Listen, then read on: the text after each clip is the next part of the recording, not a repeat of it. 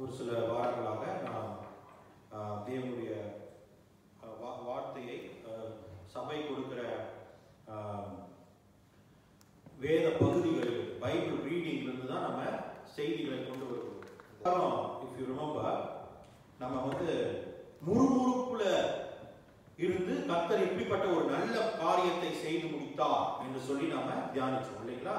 சபையில ஏற்பட்ட முறுமுறுப்பை தேவனாகிய கர்த்தர் நல்ல காரியமாக முடிய பண்ணுகிற அளவுக்கு அவர் வல்லமை உடையவர் அப்படிங்கிறத நம்ம போன வாரத்துல நம்ம தியானிச்சோம். இந்த வாரம் அது 6வது அதிகாரம் 7வது அதிகாரத்துல நம்ம பார்க்கும் பொழுது இந்த முறுமுறுப்புல நடந்த காரியம் என்னன்னா, ஒரு பரிசுத்தவான் பந்தி விசாரணைக்காரனாக அழைக்கப்பட்டிருக்கிறான். அவன் பேர் ஸ்தேவான். ஸ்தேவான் பேசின வார்த்தைகள், ஸ்தேவான் பேசின பிரசங்கங்களை எதிர்கொள்ள முடியவில்லை யூதர்களால் அப்படின்னு 6வது அதிகாரத்தில் எழுதப்பட்டிருக்கு. அவனிடத்திலிருந்து புறப்பட்ட தெய்வீக ஞானத்தை பார்த்து வேத வல்லுநர்கள், அந்த காலத்தில் வேத வல்லுநர்கள், பரிசேயர்கள், சதுசேயர்கள் ஸ்தம்பித்து போனார்கள். They couldn't answer because he was full of wisdom. தேவ ஆவினால் நிரப்பப்பட்டவனாக அவன் பேசின வார்த்தைகளை எதிர்கொண்டு பேச முடியாத அளவுக்கு பரிசேயர்களும் சதுசேயர்களும் வேதபாரகரும் பிரமித்து போனார்கள். ஒரே வழி இவனை முடிச்சு கட்டுறதுதான் அப்படின்னு முடிவு பண்றாங்க.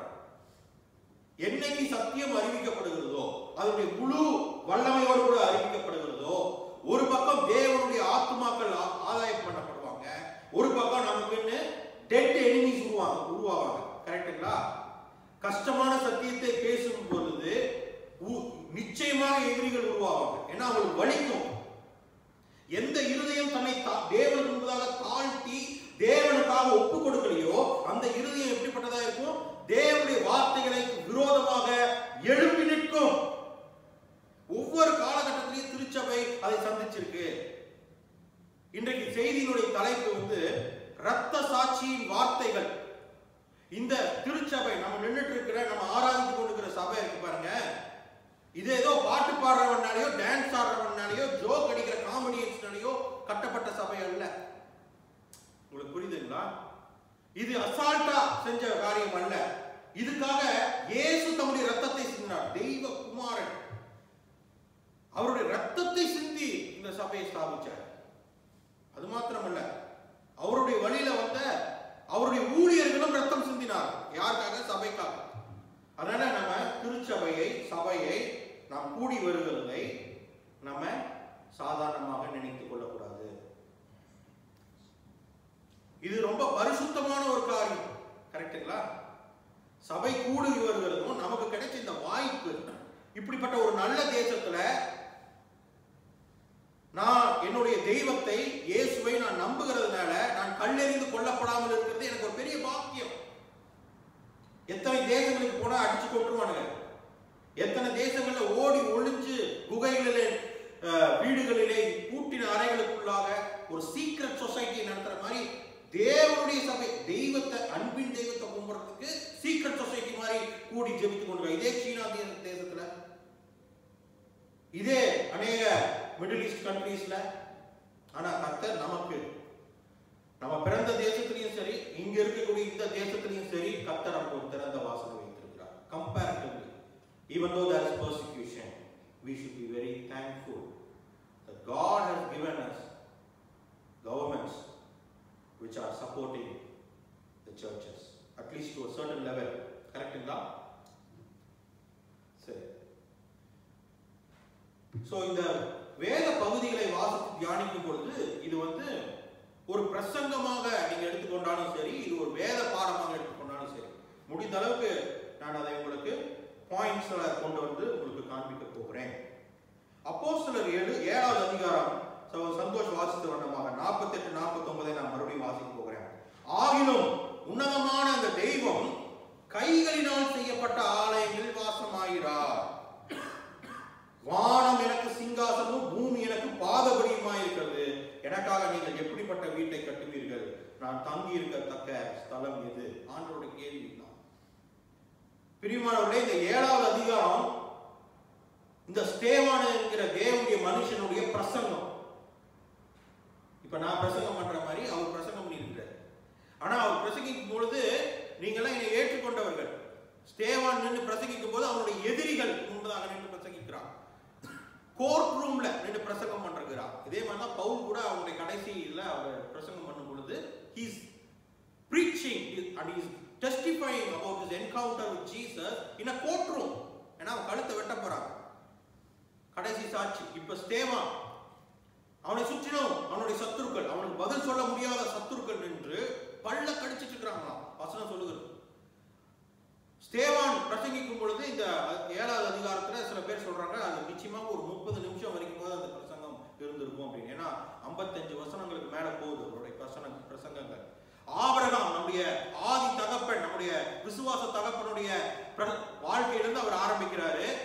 எல்லாரும் பத்தி பேசிட்டே வந்து, இப்ப யூதர்களே நீங்கள் என்ன செய்து கொண்டிருக்கீங்க தெரியுமா, இப்படிப்பட்ட தவறுகளை செய்து கொண்டிருக்கிறீர்கள் அப்படின்னு அவர் சொல்லுகிறார். சோ இது வந்து உங்களை ஆசீர்வதிக்கிற ஸ்தேவானுடைய பிரசங்கம் அல்ல, தன்னுடைய சத்துருக்களுக்கு முன்பதாக நின்று கடைசியாக கூக்குரலிடுகிற ஒரு நீதிமான், ஒரு தேவ மனுஷனுடைய கதறல்.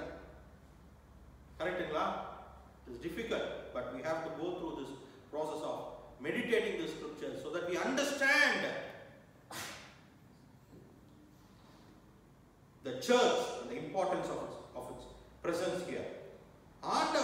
ஸ்தேவான் சொல்லுகிற ஒரு பாயிண்ட் ரொம்ப முக்கியமான பாயிண்ட். என்ன சொல்றாரு? கைகளினால் கட்டப்பட்ட இந்த ஆலயத்துல தேவன் வாசமா இருக்கிறாரா? இல்ல.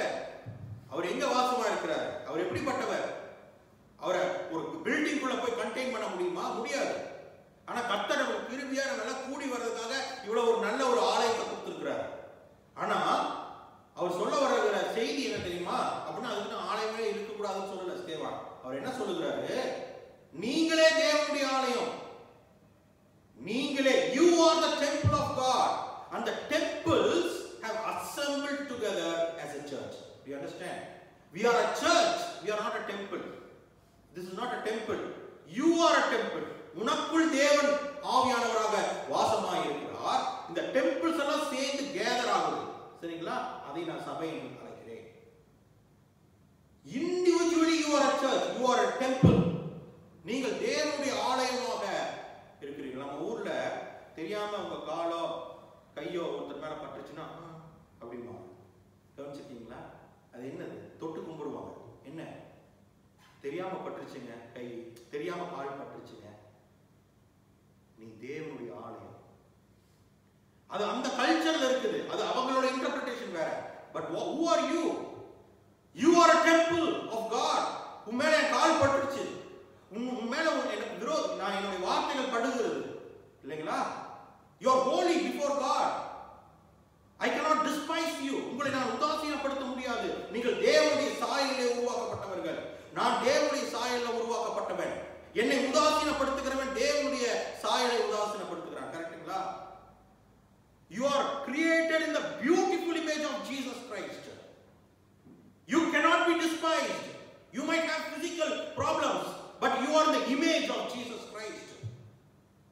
நீங்கள் தேவனுடைய சாயலிலே உருவாக்கப்பட்டவர்கள். பிரியமானவர்களே, உங்களுக்குள் தேவன் வாசமாய் இருக்க விரும்புகிறார். ஆனா ஒரு நாள் இந்த சத்தியம் மனுஷன் பிடிக்கவே பிடிக்காது. நான் இப்ப சொன்னது உங்களுக்கு யாருக்கா பிடிச்சதா? ஆனா சத்தியம் கடினமானது. மோசே வந்து தேவனுடைய பிள்ளைகளை அழைத்து கொண்டு வருகிறார் இல்லைங்களா? ரொம்ப கஷ்டம். இந்த பார்வோனை விட தேவனுடைய கரம் அதிகமாக செயல்பட்டுதான் விடுவிக்கு 10 அதிசயங்கள் அடிச்சு நொறுக்கிறார். கடைசியில் அவனோட தலைச்சன் பிள்ளைகளை எடுத்தார். நீ ஏன் பிள்ளைகளை தொட்டேன்னா உன் பிள்ளையை நான் தொடுவேன். அதான் ஆண்டவர் சொல்லுகிறார் சாத்தான் கிட்ட. கரெக்டுங்களா? அப்படி விடுவிக்க. அப்ப தேவனுடைய பலத்த கரத்தை 10 விதங்களில் பிரம்மாண்டமாக இந்த ஜனங்கள் பார்த்துக்கிறாங்க. உண்மையா இல்லைங்களா? உண்மையா இல்லைங்களா? நான்லாம் அந்த காலத்துல இருந்ததுன்னா மிரண்டு போயிருப்பேன். அப்படி வந்து அது மாத்திரம் இல்ல, கடைசியில் சத்துருக்கள் துரத்துறாங்க. இவர் ஆண்டவர் வந்து செங்கடலை பிரிச்சு கொண்டு வர்றார். செங்கடலை பிரிச்சு வெளியில அந்த பக்கம் வந்ததுக்கு அப்புறம் பார்த்தா அந்த செங்கடலை அந்த எதிரிகளை மூழ்கடிச்சு சத்ரு ஒன் க்ளோசர் கொடுக்குறார். க்ளோசர் ரிப்போர்ட் ப்ரிப்பேர் ஆகுது, ஜெனரேட் ஆயிடுச்சு. கரெக்டுங்களா? கண்ணு முன்னாடி அத்தனை பேரும் அவுட், சத்துருக்கு. இந்த ஜனங்களை சீனாய் மலையினுடைய அடிவாரத்தில் கொண்டு வந்து மோசே சொல்றாரு, நான் போய் ஆண்டோடைய பிரசனத்தில் இருக்கிறேன், நீங்க எல்லாம் ஆண்டோட பயத்தோடு இருங்க அப்படின்னு போறாரு. அங்க போய் ஒரு 40 நாள் உபவாசத்திலையும் ஜபத்திலையும் இருந்தா இவங்கனால தாங்கிக்க முடியல. எங்களுக்கு ஒரு மாடு வேணும், நாங்க அதுக்கு பூஜை பண்ணியே ஆகணுங்கிறாங்க. எங்களுடைய மனுஷீகத்துல எனக்கு கண்ணுக்கு முன்னாடி ஒரு உருவத்தை வச்சுதான் நான் வழிபடுவேங்கிறான். இயற்கை ஒரு உருவமா வந்து ஒரு 10 அதிசயங்களை செய்தது இல்லையே. ஒரு உருவம் மாடா வந்து உனக்கு செங்கடலை பிரிச்சது இல்லையே. ஆனா திடீர்னு எப்படி உனக்கு மாடு மேல ஆசை வருது? யோசிச்சு பாருங்க. ஐயோ, எங்களை இத்தனை தூரம் இந்த மாட்டு வண்டி தாங்க சுமந்துட்டு வந்துச்சு.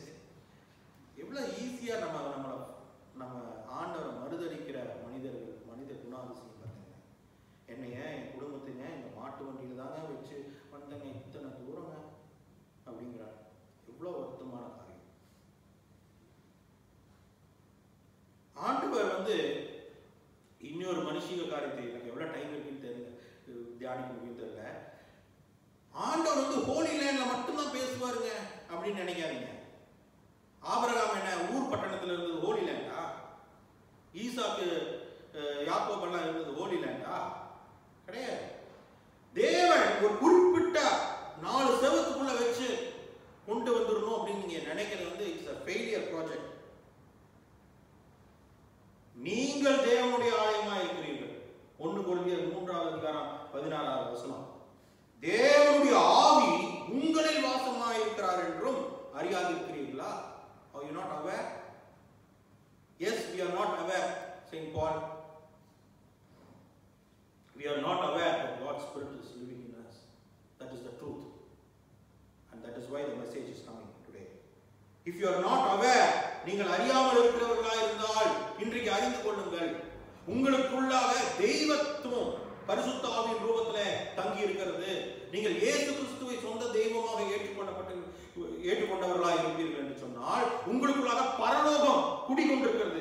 பரிசுத்த ஆவியின் ரூபம் எடுத்து எபேசியர் 1வது அதிகாரத்துல மென்ஸ் பைபிள் ஸ்டடியில புதன்கிழமைகள்ல நாங்கள் தியானித்துக் கொண்டிருக்கிறோம். அதுல கடந்த வாரத்தில் கூட இதை தியானித்தோம். God's Spirit is given to you when you are accepting Christ, and it comes as a seal upon you. அந்த சீலை எவன் ஒருவனும் தொட முடியாது வாழ்நாள் முழுவதும். உங்கள் மேல் ஒரு முத்திரையாக பரிசுத்த ஆவியானவர் வைக்கப்பட்டிருக்கிறார். அந்த முத்திரையை உடைக்கத்தக்கவன் ஒருவனும் இல்லை. நீங்கள் தேவனுடைய ஆலயமாக முன்குறிக்கப்பட்டவர்கள். உங்களுக்குள்ளாக பரலோகத்தோட deposit, the Holy Spirit, who is the deposit of the heaven, is living within you. ஸ்தேவான் பேசுகிற இந்த பிரசங்கம் அவனுடைய உயிரை எடுக்க போற பிரசங்கம். அது தெரிந்தே அவன் பேசுகிறான். எப்படி தெரிந்து செத்தால பரவாயில்ல, சத்தியத்தை சொல்லிட்டு தான் சாவேன். அதுதான் ஸ்தேவான்.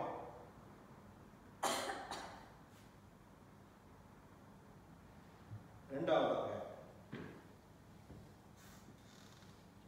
அவர் சொல்ற ஸ்தேவான் சொல்லுகிறது என்னன்னா, அவருடைய சத்துருக்களுக்கு முன்பதாக நின்று தேவ தூதரை கொண்டு நீங்கள் நியாயப்பிரமாணத்தை பெற்றிருந்தோம், அதை கை கொள்ளாமல் போனீர்கள். தேவ தூதர் ஒன்னு ஆண்டுடைய விரலே வந்து மோசேக்கு எழுதி கொடுத்துச்சு. இன்னொன்னு தேவ தூதர்னா messenger of God. Moses was a messenger of God. You receive the law of God from such messengers. ஆனா அதை கை கொள்ளுது, அதை அப்படியே மிஸ்இன்டர்பிரட் பண்ணி, அதை அப்படியே தப்பா வியாக்கியானம் பண்ணி தொழிலாய் மாற்றி சம்பாதிக்கிற தொழிலாக உன்னுடைய தெய்வத்தை ஆராதிக்கும் ஜனங்களை கொண்டு போறதுல நீ மாட்டுன. ஸ்தேவான் இதை கேட்டா சத்துருக்களுக்கு எப்படி இருக்கும்? பல்லை கடித்தார்கள். So it's very easy to make religion a business. It has been happening all these centuries. இல்லைங்களா? ஆனா ஒவ்வொருவனும் ஒரு நாள் கணக்கு கொடுக்க வேண்டும். கர்த்தருடைய வெள்ளை சிங்காசனத்துக்கு முன்பதாக நின்று ஒரு நாள் ஒவ்வொரு ஊழியக்காரனும் கணக்கு கொடுப்பான், ஒவ்வொரு விசுவாசியும் கணக்கு கொடுப்பான். சரி, அப்ப என்னதான் சொல்ல வர? 55வது வசனம், அவன் பரிசுத்த ஆவியினால் நிறைந்தவனாய் வானத்தை அண்ணாந்து பார்க்கிறான். ஸ்தேவான் ஒண்ணு மட்டும் தெரிந்து கொள்ளுங்க, நம்மளுடைய சத்துருக்கள் நம்மை சூழ்ந்திருக்கும் பொழுது நம்மை சுற்றிலும் நம்முடைய எதிர்ப்பு வரும் பொழுது இந்த சத்துருக்களை தாண்டி நீங்க பார்க்கக்கூடிய சக்தியை கர்த்தரிடத்துல கேட்கணும். எல்லாமே எதிர்மறையா எனக்கு முன்பதாக வந்து நிற்கும் பொழுது, எல்லாரும் என்னை பள்ளு கடிச்சு நின்றுட்டு இருக்கும் பொழுது, எல்லாரும் என் மேல கல்லெறியும் நிற்கும் பொழுது, என்னுடைய கண்கள் தேவனை நோக்கி பார்க்கும். அவன் என்ன பார்த்தான்? அவன் வானத்தை அண்ணாந்து பார்த்தான். தேவனுடைய மகிமையும் தேவனுடைய வலது பாரசத்தில் இயேசு நிற்கிறதையும் கண்டு, அதோ வானங்கள் திறந்திருக்கிறதையும் மனுஷகுமாரன் தேவனுடைய வலது பாசத்தில் நிற்கிறதையும் காண்கிறேன் என்றார். நீங்கள் பார்க்க வேண்டியது தேவனுடைய தேவன் ஆவியாயிருக்கிறார். 4வது அதிகாரம் 24வது வசனம். தேவன் ஆவியாயிருக்கிறார். அவரை தொழுது கொள்ளுங்கள், ஆவியோடும் உண்மையோடும் அவரை தொழுது கொள்ள வேண்டும் என்றார். இயேசு சொன்ன வார்த்தை. அப்போ நீங்கள் நினைக்கிற மாதிரி தேவனுடைய ஆலயத்துல பில்டிங் குள்ள கர்த்தர் இல்ல, உனக்குள் இருக்கிறார். அவரை நீ தொழுது கொள்ளும் பொழுது பரிசுத்த ஆவியினாலும் சத்தியத்தினாலும் நீ நிறைந்து அவரை தொழுது கொள்ள வேண்டும். 4வது நம்ம கற்றுக்கொள்ள வேண்டியது, அப்பொழுது கர்த்தராகிய இயேசுவே என் ஆவியை ஏற்றுக்கொள்ளும் என்று ஸ்தேவான் தொழுது கொள்கையில் அவனை கண்டறிந்தார். அவர்களால் தாங்கிக் கொள்ள முடியாது. ஏன்னா சிலுவையில் அறையப்பட்ட இயேசு பிதாவுடைய வலது பாசத்தில் நின்று கொண்டிருக்கிறார் அப்படின்னு இவன் பார்த்து சொல்லுகிறான். அப்ப அவங்களுக்கு 2 சத்துருக்கள், பழைய 6 மாசம் 8 மாசம் முன்னாடி சிலுவையில் அறைஞ்ச இயேசுவையும் இவன் கொண்டு வருகிறான். இப்ப இவனும் ஒரு சத்துருவாக நிற்கிறான். அப்பொழுது கல்லெறிந்து கொள்கிறார்கள். அப்பொழுது என்ன சொல்றாரு? என் ஆவியை ஏற்றுக்கொள்ள வேண்டும். Yield your spirit to God. இயேசு அதேதான் செய்தார். இயேசு வந்து சொன்னார் லூக்கா 23ல, பிதாவே உங்களுடைய கைகளில் இந்த ஆவியை ஒப்புக் கொடுக்கிறேன். பரிசுத்தவான்கள் தன்னுடைய கஷ்ட நாட்களிலே போகும் பொழுது they will see glorious things. மனுஷீகத்தில் இருக்கவர்கள் எப்படி என்ன பண்ணுவாங்க? பிளட் பிரஷர் வந்து நோய்வாய்ப்படுவார், இல்லைன்னா கொலைகாரர்களாய் மாறுவார். ஆனா பரிசுத்தவான்கள் என்ன பண்ணுவாங்க? அவங்க they will be translated into the spirit. When there is so much of pain, unbearable pain, you will be translated. Your eyes will be opened. உன் கண்கள் திறக்கப்பட்டு தேவாதி தேவனுடைய மகிமையும் அவருடைய வலது பாசத்தில் நின்று கொண்டிருக்கக்கூடிய உன்னை ரட்சித்த இயேசுவையும் நீ காண்பாய். உன் பாடுகளுக்கு நடுவிலே, உன்னுடைய கஷ்டங்களுக்கு நடுவிலே நீ பார்க்க வேண்டிய ஒருவர் உண்டு. அவர்தான் இயேசு. அவர்தான் பிதா. இயேசு அதை தான் செய்தார். சிலுவையில் அறையப்பட்டிருக்கும் பொழுது ரோம போர் சேவர்கள் அவரை கேலி செய்யும் பொழுது அவர் பார்த்தது பிதாவை. உம்முடைய கைகளில் என் ஆவியை ஒப்புக் கொடுக்கிறேன். உங்களுடைய சரீரத்தை அழிக்கக்கூடிய மனிதர்களுக்கு நீங்களும் நானும் பயந்து கொண்டிருக்கிறோம். ஆனால் அழிக்கவே முடியாத ஒருவன் உங்களுக்குள்ள இருக்கிறான். அவன் தான் உங்களுடைய அவன் தான் உண்மையான ஆள். என்னை பாக்குறீங்கன்னா பிரபு, இது பிரபு அல்ல, உள்ள இருக்கிற பாருங்க, அவன் தான் பிரபு. அவனை ஒருவனும் தொட முடியாது. I have the power to yield my spirit to the Creator. நம்ம சரீரத்தையே நம்ம வாழ்க்கையில பார்த்துட்டு இருக்கோம். நம்ம போடாத பியூட்டி ப்ராடக்ட்ஸே கிடையாது. எது லேட்டஸ்டோ அதுலயே அப்கிரேடட் வெர்ஷன் எதுன்னு பார்த்தா நம்ம. ஆனா உங்களுடைய ஆவி மனிதனும் உண்மையான மனுஷன். அவனுக்கு நீங்க எத்தனை டைம் கொடுக்குறீங்க? அவனை எப்படி நீங்க பில்டப் பண்ண போறீங்க? அவனை எப்படி அழகுபடுத்த போறீங்க? ஆதாம் பார்த்து ஆண்டவர் சொல்றாரு, இந்த கனியை நீ சாப்பிடும் நாளிலே நீ சாகவே சாக. ஆனா அவன் இன்னும் உயிரோடு தான் இருந்தான் இல்லைங்களா? சாப்பிட்டதுக்கு அப்புறம். அப்ப செத்தது யாரு? உள்ள இருந்த ஆவி மனிதன் செத்துட்டான். We are all walking dead. அது தெரியுங்களா? யோசிச்சு பாருங்க. We are all walking dead.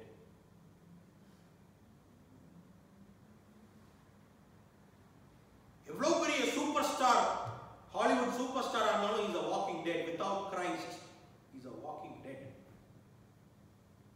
அன்புக்குரியவர்களே, என் ஆவியை என் தேவனிடத்துல ஒப்பு கொடுக்க கூடிய ஸ்தானத்துல வாழ்க்கையில நான் வாழ வேண்டும்.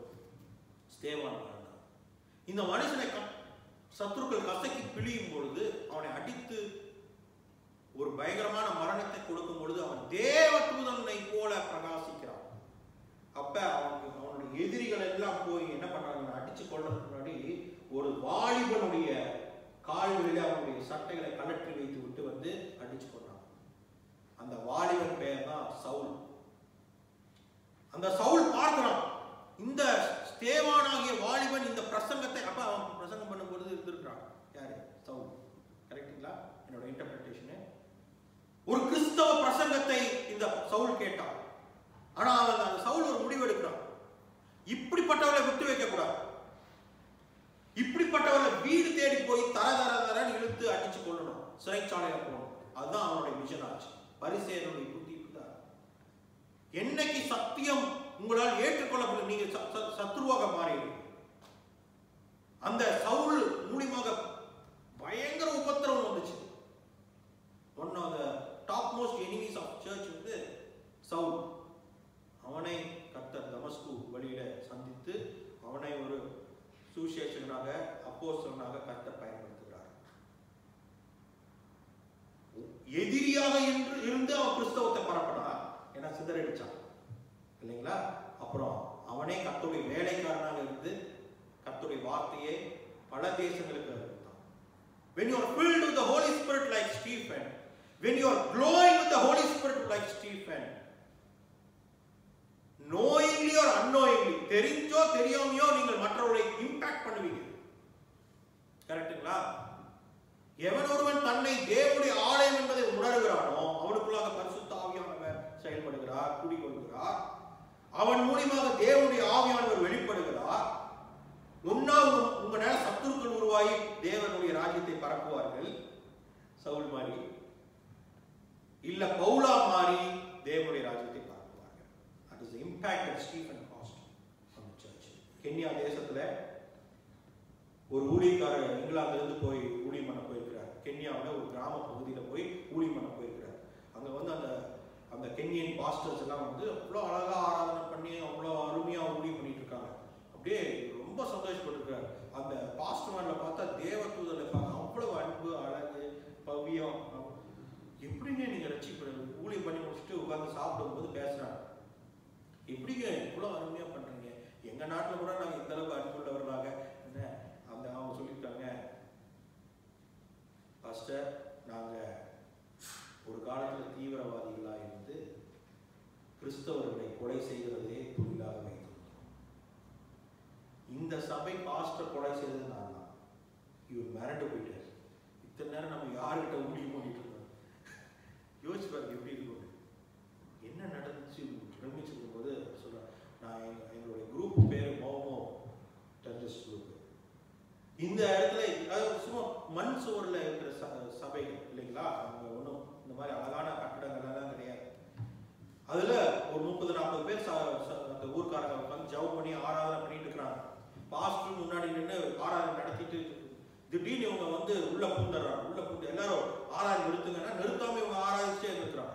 என்ன பண்ணிடுறாங்க, இந்த ஆளு வச்சிருந்த கத்தியை கொண்டு போய் ஆராதிச்சுட்டு இருக்கக்கூடிய அந்த பாஸ்டருடைய கரங்களை அப்படியே வெட்டிட்டான், துண்டாயிடுச்சு.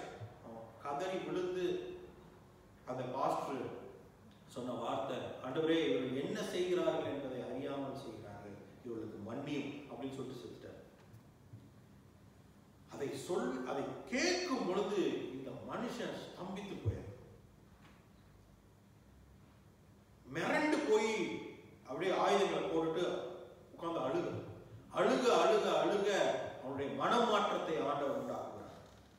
இப்படிப்பட்ட நான் இப்பதான் அவனை கரங்களை வெட்டி கொள்றேன், சாகும்போது என்னை மன்னிச்சுட்டு சாகுறேன், இந்த அன்பு எப்படிப்பட்டது. அந்த மனுஷன் ரட்சிக்கப்பட்டு கடைசியில் ஊழியக்காரராக மாறி அவ்வளவு அருமையான ஊழியத்தை செய்து கொண்டிருக்கிறார். பிரியமானவர்களே, அதுதான் ஸ்தேவான் செய்தது. ஸ்தேவானுடைய வாழ்க்கை, அவனுடைய மரணம் கூட திருச்சபையுடைய விருத்திக்காக மாறிச்சு. அதனால நம்ம சபை கூடி வருகிறதை விட்டு விடாமல், இது ரத்தத்தினால் ரத்தம் சிந்தி சம்பாதிக்கப்பட்ட சபை என்பதை மறந்துடாம நம்ம ஊழியம் செய்ய வேண்டும், கூடி வர வேண்டும், ஒருவர் மேல் ஒருவர் அன்பு செலுத்த வேண்டும். அதுதான் பாயிண்ட். கரெக்டுங்களா? ஏதாவது தவறா சொன்னது? கடினமாக இருக்கிறதா? நம்முடைய சபையில எத்தனையோ பேர் கண்ணீர் சிந்தினவர்கள் மாத்திரம் ரத்தம் சிந்தி இருக்கிறார். அதை நான் மரியாதை கொடுக்காமல் சபை நான் இருப்பேன் என்று சொன்னால் அதுக்கு நான் ஆண்டவர் கணக்கு கொடுக்கணும். You are the temple of God in which God wants to dwell. Conclusion. இதுவரைக்கும் நீங்க டெம்பிள் உங்களுக்கு தெரியாம இருந்துச்சுன்னா நீங்க இன்னைக்கு அறிந்து கொள்ளுங்க. You are the temple and God earnestly desires to live in you. இரண்டாவது, worship God in spirit and truth. கண்ணுக்குட்டி தேடி அலையாதீங்க, மாடுகளை தேடி அலையாதீங்க. அழகா இருக்கும், கொழு கொழுன்னு இருக்கும், பால் நிரம்பின அதுகள் இருக்கும், ஆனா அதுகளெல்லாம் உங்களை போஷிக்காது. கரெக்டுங்களா? எந்த மாடு ஒருத்தனுடைய வாழ்க்கையை மாற்றுவது இல்லை. Yield your spirit to God. நம்ம கல்லில் அடிச்சு கொள்ளும் பொழுது தான் நம்ம ஆவியை ஆண்டஇடத்துல கொடுக்கணும்னு அவசியம் இல்லை. இப்பொழுதே உங்களுடைய ஆவியை நீங்கள் ஆண்டஇடத்துல ஒப்பு கொடுத்து வாழணும். அதுதான் ஸ்தேவான் கிட்ட நம்ம கற்றுக்கொள்கிறோம். Blood of the martyrs is the seed of the church. அவர்கள் சிந்தின ஒவ்வொரு இரத்த துளியும் இந்த சபையினுடைய வித்தாக இருக்கு. அதனால சபை பரிசுத்தமானது. சபை தேவனுடைய சரீரம், இயேசுவுடைய சொந்த சரீரம், இயேசுவுடைய மணவாட்டி. ஒரு மணவாட்டி பெண்ணை நீங்க எப்படி ஹேண்டில் பண்ணீங்களோ அப்படி ஹேண்டில் பண்ணணும். இந்த ஒயிட் அண்ட் ஒயிட் ட்ரெஸ் போட்டுட்டு அந்த பெண்கள் அந்த கல்யாணத்துக்கு வந்து நிற்கும் போது அதுவும் அப்படியே பாதுகாப்பாங்க. அப்படியே அவங்களுடைய அந்த அந்த அது பேர் என்ன, வெயிலெல்லாம் அப்படி அப்படி நம்ம சபையை பார்த்தோம். அதுதான் நம்ம இன்னைக்கு காலையில் நம்ம சபையெல்லாம் சேர்ந்து நம்ம சபையை அலங்கரித்திருக்கீங்க. அது பில்டிங் சைடு, அது பில்டிங் சைடு பண்ணணும். கண்டிப்பா அதுக்கான பிரதிபலனை கர்த்தர் உங்களுக்கு ஆசீர்வாதத்தை தருவார். ஆனா அதற்கும் மேலானதை நான் பேசிட்டு இருக்கேன். ஸ்தேவான் கதற வந்து என்னன்னா, நீங்களே தேவனுடைய ஆலயம், உங்களை பார்த்துக்கோங்க, உங்களை பரிசுத்தமாய் பார்த்துக்கோங்க, உங்களை ஆண்டவருக்கு முன்னாக ஈல்ட் பண்ணி வாழுங்க. Yield your spirit to him and live such a righteous life and let your face be radiant so that you impact others. பரிசுத்தமுள்ள நாம் யாரும் கண்களை மூடி நாம் ஜெபிப்போமா? பரிசுத்தமுள்ள நல்ல தகப்பனே, இந்த அப்போஸ்தல நடவடிக்கைகளிலே உங்களுடைய ஊழியக்காரர் சிந்தின இரத்தத்தை அவனுக்கு முன்பதாக காட்சி அளித்ததை நாங்கள் தியானித்திருக்கிறோம். கர்த்தர் தாமே எங்களுடைய ஆவியை பரிசுத்தப்படுத்துகிறார். இந்த சாயங்கால வேளையில கர்த்தரில் அமர்ந்திருக்கக்கூடிய ஒவ்வொரு வேளையும் ஆண்டவரே உடைய திரு ரத்தத்தை சிந்தி, உங்களுடைய பரிசுத்த ரத்தத்தை சிந்தி இப்பொழுதே ஆண்டவரே ஒவ்வொருவருடைய ஆவி மனிதனையும் பரிசுத்தப்படுத்துகிறார், பரிசுத்தப்படுத்துகிறார், பரிசுத்தப்படுத்துகிறார். குற்றமற்ற மனசாட்சியாக மாற்றுகிறாங்க. என்ன தவறுகளாக இருந்தாலும் இயேசு கிறிஸ்துவினுடைய ரத்தம் சகல பாவங்களையும் நீக்கி சுத்திகரிப்பதாக. எல்லா மன வேற்றுமைகளும் மன பிரிவினைகளும் குழப்பங்களும் சண்டைகளும் இவருடைய வாழ்க்கையை விட்டு நீங்குவதாக. எல்லா பயங்களும் எல்லா அசுத்தங்களும் இயேசுவின் ரத்தத்தினாலே கழுவப்பட்டு நீங்கும்படி நான் ஜெபிக்கிறேன். சுத்த மனசாட்சியோட ஆண்டவரே ஒரு இயேசு கிறிஸ்துவினுடைய சரீரமாக மனவாட்டியாக இவர்களுக்கு முன்பதாக நின்று ஆண்டவரே ஜொலிக்கும் பொழுது இவர்களை சுற்றி இருக்கிறவர்கள் எல்லாம் தேவனால் தொடப்படும்படிக்கு நான் ஜெபிக்கிறேன்.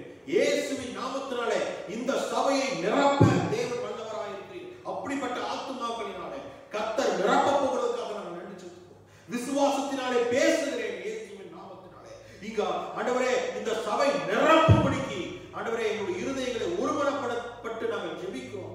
தகப்பனே ஆண்டவரே உடைய மனவாட்டியை நாங்கள் உருவாக்கத்தக்கதாக தேவனுடைய செயல்பாடுகள் அப்போஸ்தல நடவடிக்கைகள் நடந்தது போல எங்களுடைய வாழ்க்கையில் நடக்கும்படி நாங்கள் ஜெபிக்கிறோம். இயேசுவின் நாமத்தில் ஜெபிக்கிறோம். Loving Heavenly Father, we want to thank you for this beautiful day that you've given to us. Thank you, Lord, for reminding us the persecution that your children underwent. Thank you, Lord, for the gospel that you have given to us, that we would accept you. And that's what we are called as Christians. We are called as Christians because we were born and brought up in a Christian family. But we pray you, Lord. Sometimes we may not have given our lives completely to you. Yes, Lord, as we are reminded week after week where we stand on the crossroads. Are we taking a road which is going to heaven? A tough road? Are we taking a road which is taking to hell, a wider road? entertaining the whole world into our lives. Be with us, Lord. We may be the martyrs to sacrifice